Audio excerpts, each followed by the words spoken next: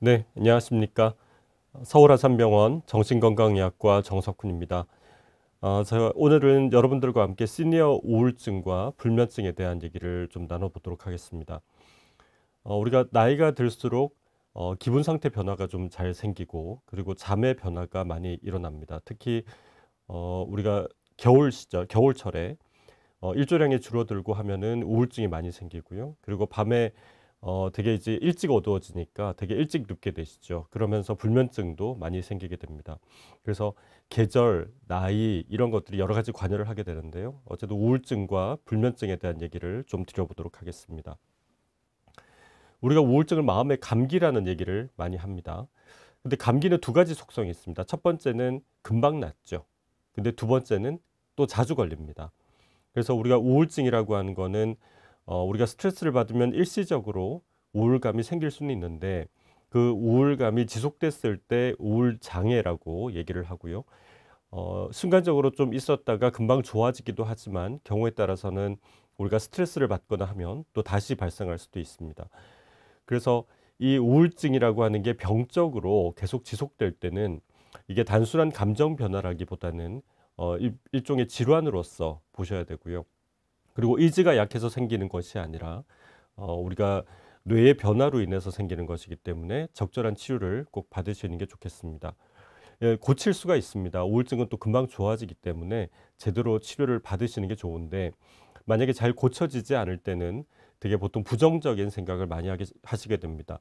내가 살아서 뭐 하나, 계속 이렇게 살아야 되는가, 이런 자꾸 부정적인 생각을 하시기 때문에 제대로 치료를 받으시는 게 좋은 그런 질병이 되겠습니다. 보통 우울증이라고 하는 거를 일단 증상을 놓고 보면요. 제일 처음에 거의 매일 하루 종일 우울한 기분이 있고 재미가 없고 그리고 활동이 뚜렷하게 떨어져 있습니다. 그리고 잠하고 식욕은 양방향이 다 가능합니다. 우리가 스트레스를 받으면 어떤 분들은 식음을 전폐하고 하루 종일 누워 계시는 분이 있는가 하면 어떤 분들은 먹으면서 스트레스를 풀고 오히려 더 잠을 못 자고 이런 분들도 계시죠. 그래서 체중하고 식욕 저하, 잠은 양쪽 방향이 다 가능하고요. 되게 안절부절 못하고 아무것도 하기 싫고 귀찮고 피곤하고 기운이 없고 그리고 자꾸 죄책감에 시달리게 됩니다. 그리고 생각이 잘 나지 않고 집중이 어렵고 결정을 잘 못 내린다라는 얘기를 많이 하십니다. 그래서 우리가 우울증을 가성치매라고 부르기도 합니다.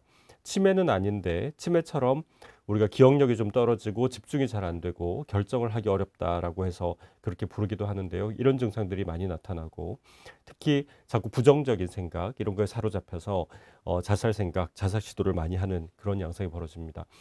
이런 증상이 24시간 동안 지속되는 것이 한 2주 이상 계속 지속될 경우에 우리가 주요 우울 장애라고 진단을 내리고 치료를 하게 됩니다. 그럼 우리가 정상적으로 우울감을 느끼실 수 있을 거고요. 그리고 병적으로 또 우울증이 있으실 수도 있을 겁니다. 두 가지의 차이는 우리 정상적인 우울감은 이전에 하던 일을 수행하는데 크게 문제가 없습니다. 가정에서 일을 하든지 직장이라든지 여러 가지 공부라든지 이런 일을 하는 데 있어서 이전에 잘 했던 것을 수행하는 데는 크게 문제가 없고 대신 병적인 우울감은 이전에 하던 일을 수행하는 데 굉장히 지장이 있습니다. 일을 하기 어렵고 집안일을 좀 챙기기 어렵고 공부에 집중이 안 되고 이런 식으로 좀 수행하는데 그 기능에 이상이 생기는 경우가 많고요. 되게 정상적인 우울감은 짧은 반면에 병적인 우울감은 기간이 좀 길게 가는 경향이 있습니다.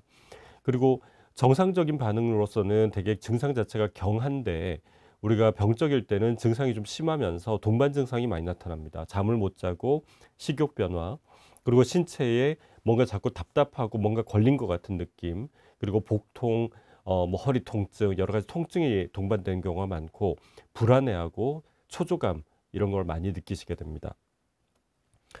그럼 우울증을 우리가 잘 이겨내려면 어떻게 해야 되는가? 물론 약을 쓰고 제대로 치료를 하는 것도 중요합니다. 병원에서 적절하게 약을 처방받아서 드시고 이런 것도 중요하지만 내가 일상생활을 하면서 우리가 할 수 있는 것들 이걸 먼저 말씀을 드리면요. 당연한 얘기긴 한데 즐거운 마음과 긍정적 사고를 먼저 가지셔야 됩니다. 당연한 얘기죠. 즐거운 마음, 긍정적 사고. 근데 당연한데 이 당연한 걸 안 하십니다. 우리가 우울증이 있을 때 제일 먼저 하시는 게 누워서 자꾸 부정적인 생각, 예전에 있었던 생각 이걸 계속 반복하시는 거예요. 근데 우리가 TV를 틀었는데 공포 영화가 나옵니다. 근데 TV를 보면서 아, 무섭다, 무섭다, 무섭다 이러고 있진 않죠. 무서우면 끄시거나 채널을 돌리죠. 근데 되게 우리가 머릿속에서 안 좋은 생각이나 부정적인 생각, 옛날 생각을 하는 거는 채널을 안 돌리시고 그냥 보고 계세요. 그러면서 계속 옛날 생각하는 게 싫은데 계속 하게 된다, 자꾸 반복하게 된다 이런 얘기를 하세요. 안 하고 싶은데 안 해지지가 않는다. 코끼리 생각하지 말라 그러면 코끼리만 계속 떠오릅니다. 코끼리 생각하지 마세요. 코끼리 생각하지 마세요. 계속 반복하면 코끼리만 자꾸 떠올라요. 코끼리를 생각 안 하려면 사자를 떠올리셔야 돼요. 우리가 부정적인 생각을 하지 않는 방법은 내가 이 생각을 안 하려고 애를 쓰는 게 아닙니다. 다른 생각을 채널을 돌리셔야 됩니다. 그래서 즐거운 마음과 긍정적인 사고를 억지로 하셔야 됩니다.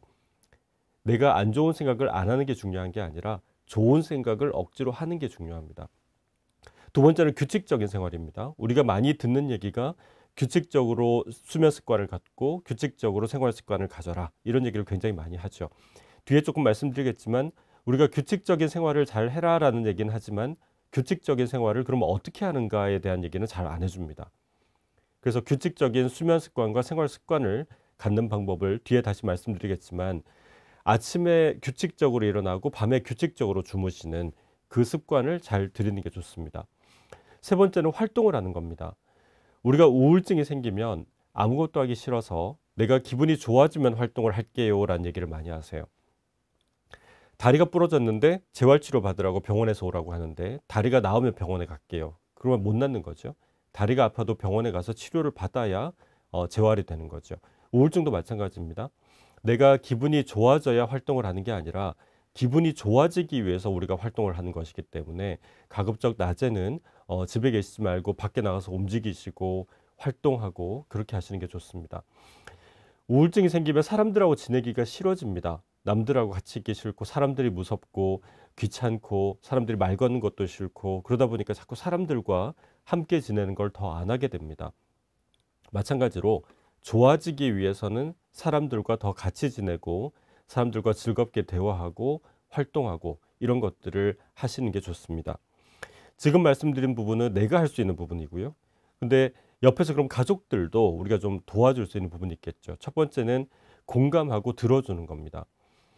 되게 우리가 우울증이 생기면 좀 힘을 내라, 의지를 좀 갖고 좀 열심히 해봐라 이런 식으로 되게 이제 비난하거나 되게 이렇게 세게 얘기를 하게 됩니다. 근데 되게 우울증은 내가 잘못해서 생긴 게 아니고 내가 의지가 약해서 생기는 것도 아니기 때문에 증상이고 우울감이 있는 상태가 좋아져야 되는 것이기 때문에 약을 쓰고 제대로 치료를 받고 내가 또 할 수 있는 것을 또 해야 되지만 가족들은 옆에서 좀 잘 들어주시는 게 좋습니다. 비난하지 말고 의지 문제를 얘기하지 말고 적절하게 치료를 잘 받으실 수 있게 도와주시는 게 좋겠습니다. 되게 환자분들이 우울증이 심해지면 자꾸 죽고 싶다, 살기 싫다 이런 얘기를 많이 하시는데 가족들은 처음에 그 얘기를 들으면 화짝 놀랍니다. 놀라서 자꾸 이 얘기를 못하게 만들죠. 그러다 보면은 오히려 환자분들은 이런 얘기를 안 하게 되고 그러다가 또 문제가 생깁니다. 그래서 오히려 얘기를 들어주고 얘기를 적극적으로 좀 하도록 하고 그런 상황을 알고 있고 우리가 대처를 하는 쪽으로 하는 것이 더 중요합니다. 말씀드린 대로 치료를 잘 받도록 적극적으로 권하고 옆에서 같이 격려해 주시고 이런 게 필요하겠습니다. 우리가 공감을 해주고 들어주는 거에 대한 얘기를 좀 잠깐 드려보면요. 지지와 지적은 다릅니다. 우리가 지지를 받고 싶을 때는 지지를 해주셔야 되고 지적을 받고 싶을 때는 지적을 해야 되는데 지지를 받고 싶을 때 지적을 하고 지적을 받고 싶을 때 지지를 하면은 잘 안 맞습니다. 내가 지금 지지를 받고 싶은 마음일 때는 옆에서 지지를 잘해 주시는 게 좋고 문제를 고치기 위해서 지적을 받고 싶을 때는 지적을 잘해 주시는 게 좋겠죠. 이게 가능하려면 환자는 얘기를 해야 됩니다. 나는 지금 지지를 받고 싶어요. 혹은 내가 무언가를 고치고 싶어요. 이 얘기를 해야 상대방도 알고요. 상대방도 그 얘기를 물어보고 들어봐서 지지를 받고 싶구나라는 걸 파악을 하면 지지를 해주는 것이고 문제점을 듣고 싶다라고 하면 문제점을 잘 얘기를 해주시면 되는 겁니다. 근데 그런 게 없이 무턱대고 지지를 하거나 지적을 하게 되면은 서로 이제 감정이 또 문제가 생기기 때문에 잘 위로가 되질 않습니다. 위로를 해주는 것과 해결을 해주는 것도 있습니다. 우리가 보통 위로를 받고 싶다라는 말을 하게 되면은 되게 가족들이나 배우자나 이런 분들은 되게 해결을 생각을 하게 됩니다. 위로 자체가 중요할 때가 있고 해결을 해주는 게 중요할 때가 있는데 이 역시 마찬가지입니다. 내가 위로를 받고 싶은지 해결을 해줬으면 좋겠는지를 같이 얘기를 하셔야 상대방도 그걸 알게 됩니다. 환자분들이 이런 얘기를 하십니다. 나는 주변 사람들이 내가 병이 있는 걸 몰랐으면 좋겠다. 근데 결정적인 순간에는 내가 병이 있는데 왜 똑같이 일을 주냐라고 얘기를 하세요. 그 얘기는 무슨 얘기냐면 내가 위로를 받고 싶을 때는 위로를 해주고 해결을 해주고 싶을 때는 해결을 해줬으면 좋겠다라는 건데 말을 하지 않으면 상대방은 모릅니다. 얘기를 하고 내가 어떤 상황인지 알아야 상대방도 그걸 맞춰주죠. 그래서 위로와 해결을 하는 것을 잘 얘기를 통해서 우리가 적절하게 맞춰주시는 게 좋고요. 말을 할 때 그런데와 그리고 차이가 꽤 큽니다. 너는 이런 걸 잘해. 그런데 라고 얘기하는 거는 부정적인 어감이 돼 있죠. 그리고 너는 이런 걸 잘해. 그리고 라고 하면은 긍정적인 어감이 있습니다. 우리가 일상생활에서 말을 할 때 위로를 할 때는 그런데라는 용어보다는 그리고라는 용어를 쓰는 게 조금 더 위로에 가깝습니다. 그래서 우리가 말을 할 때도 이런 어투 하나도 굉장히 큰 영향을 미칠 수 있다. 그래서 우리가 우울증을 잘 극복하기 위해서는 활동을 늘리시고 긍정적인 생각으로 자꾸 채널을 돌리려고 애를 쓰시고 가족들도 열심히 위로를 해주시고 잘 들어주시고 그리고 치료를 잘 받으시고 그렇게 하시는 게 좋겠습니다. 잠에 대한 얘기를 좀 드리겠습니다. 우리가 불면증이라고 하면 잠을 잘 못 들거나 중간에 자주 깨거나 아침에 일찍 깨거나 이 세 가지를 보통 불면증이라고 얘기를 합니다. 근데 우리가 되게 나이가 드시면 잠을 잘 못 잔다라고 얘기하시는데 이 잠을 내가 정말 잘 자냐 못 자냐를 알기 위해서 반드시 평가를 해야 될 네 가지 포인트가 있습니다. 우리가 혈압약을 쓰기 전에는 혈압을 재죠. 마찬가지로 우리가 수면제를 먼저 먹기 전에는 뭔가를 재야 됩니다. 뭘 재냐면 몇 시에 누워서 몇 시에 잠들었고 몇 시에 깨서 몇 시에 일어났냐. 이 네 가지를 꼭 평가를 하셔야 됩니다. 우리가 보통 하루 평균 수면 시간을 한 7시간 정도로 잡습니다. 근데 나이가 드시면 조금 줄어들 여지가 있어요. 근데 어쨌든 7시간으로 잡는다고 가정을 하면 우리가 정상적으로 한 11시, 12시에 자서 6시에 7시에 일어나면 보통 한 7시간 정도가 되는데 되게 어르신들은 일찍 누우세요. 9시부터 누워서 잠들었다가 새벽 한 4시쯤 깨가지고 그때부터 못 잤다라고 얘기하시는데 일찍 주무셔서 일찍 깨신 거기 때문에 이미 다 주무셨어요. 근데 일찍 깨서 그때부터 못 잤다라고 병원에 오시니까 잠을 못 잡니다라고 병원에 오시는데 병원에서는 이미 일찍 주무시고 일찍 일어나셨다는 걸 모르고 얘기를 하기 때문에 자꾸 약만 쓰게 되죠. 그러다 보면 약만 자꾸 늘어납니다. 그리고 거꾸로 늦게까지 잠을 못 자서 늦게 주무셨는데 그랬더니 늦게 일어났다. 그러면 그 다음날 되면 또 일찍 잠이 안 옵니다. 그래서 내가 자꾸 불면증이다라고 얘기를 하시는데 늦게 일어났으니까 늦게까지 잠이 안 와서 그렇게 된 상황인 거죠. 이럴 때는 불면증이라고 부르지 않고 수면 위상이 당겨졌거나 뒤처졌다 이렇게 우리가 표현을 합니다. 이걸 알기 위해서는 네 가지를 재야 됩니다. 몇 시에 누웠고 몇 시에 잠들었고 몇 시에 일어났고 몇 시에 깼느냐 이 네 가지 포인트를 재서 이 그 개인 어떤 스케줄에 맞게 조정하는 작업을 해주셔야 되는데 아까 제가 규칙적인 수면 습관에 대한 얘기를 드렸는데요. 규칙적인 수면 습관은 이런 겁니다. 아침에 똑같은 시간에 일어났다고 가정을 하고 우리가 7시간 잠을 자기 때문에 17시간 활동한 다음에 다시 눕는 거 이게 규칙적인 수면 습관입니다. 우리가 돈을 받고 일을 합니까? 일을 하고 돈을 받습니까? 보통 일을 하고 돈을 받죠. 불면증이 있으면 내가 7시간을 자야 17시간을 활동할 수 있지 않냐라고 얘기하시는데 반대입니다. 17시간을 활동을 하셔야 7시간을 주무실 수가 있어요. 이 7시간이라는 거는 생각보다 짧습니다. 내가 만약에 7시에 일어난다. 그럼 12시부터 주무셔야 돼요. 내가 만약에 6시에 일어난다. 그러면 11시부터 주무시는 겁니다. 내가 9시에는 자야 되겠다. 그럼 새벽 4시에 일어나셔야 돼요. 그래서 보통 한 11시에서 한 6시 정도 이 사이에 주무시는 걸 보통 이제 권해드리는데 그러면은 우리가 6시에 일어난다 가정하면은 11시까지는 17시간 동안 활동을 하셔야 됩니다. 활동을 해야 잠이 옵니다. 우리가 잠을 자는 목적은 쉬려고 자는 건데 쉬기 위해서는 낮에 에너지를 많이 써야 다시 쉴 수가 있는 거죠.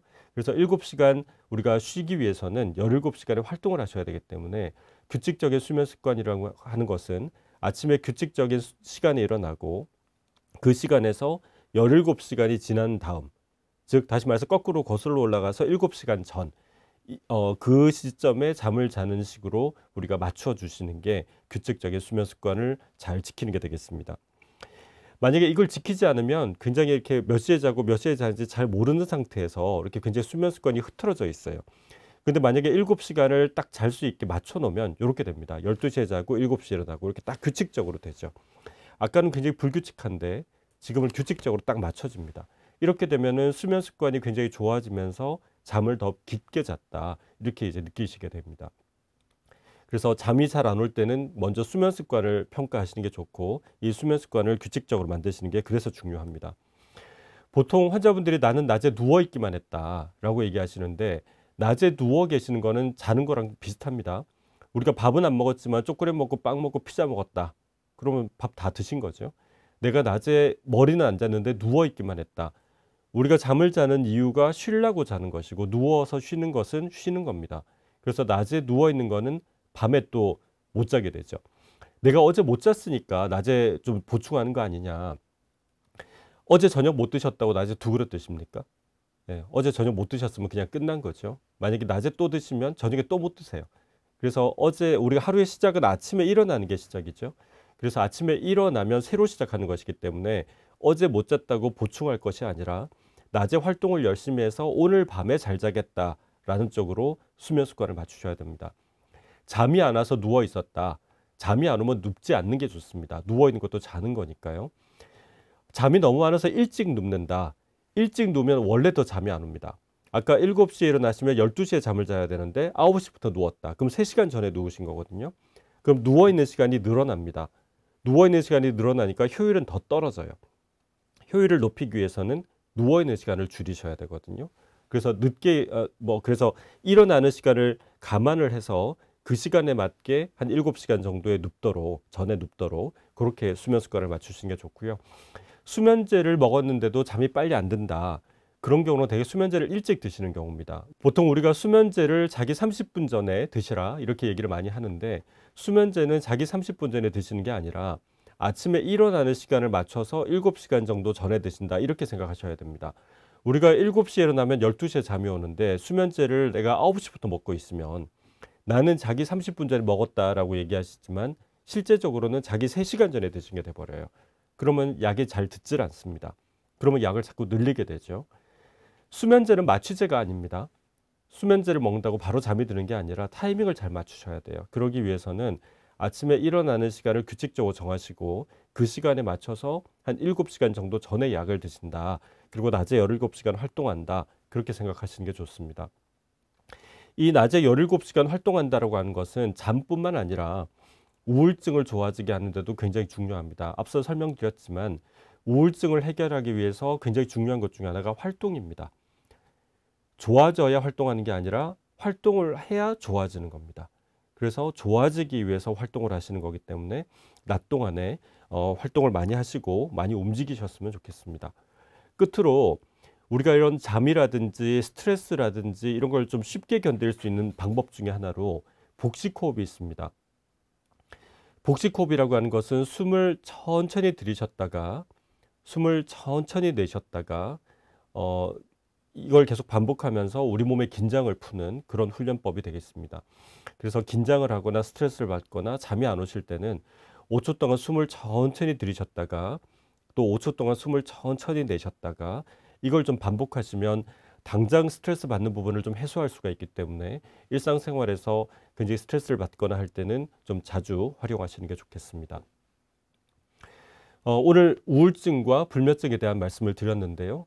정리를 하면 우울증은 또 쉽게 낫기도 하지만 또 쉽게 또 생기기도 합니다. 일상생활에서 관리를 잘하기 위해서는 긍정적인 생각을 가지시고 낮에 활동을 많이 하시고 그리고 다른 사람들과 같이 잘 어울려서 지내는 그런 활동을 많이 하셨으면 좋겠고요. 잠을 잘 주무시기 위해서는 잠이 안 온다고 일찍 주무시고 낮에 눕는 게 아니라 아침에 일어나는 시간을 명확하게 하시고 그 시간에 7시간 정도 전에 누우시고 낮에 17시간을 열심히 활동한다라는 마음으로 좀 지내시면 좋겠습니다. 끝으로 잠이 제일 중요하지는 않습니다. 우리가 잠을 못 자면 큰일 난다 생각하는데 잠보다 중요한 게 우리 인생에는 훨씬 더 많습니다. 더 즐겁게 지내시고 잠을 못 잔다고 전전긍긍하지 마시고 더 즐겁게 지내시고 재미나게 지내시고 행복하게 지내셨으면 좋겠습니다. 네, 여기까지 말씀드리겠습니다. 감사합니다.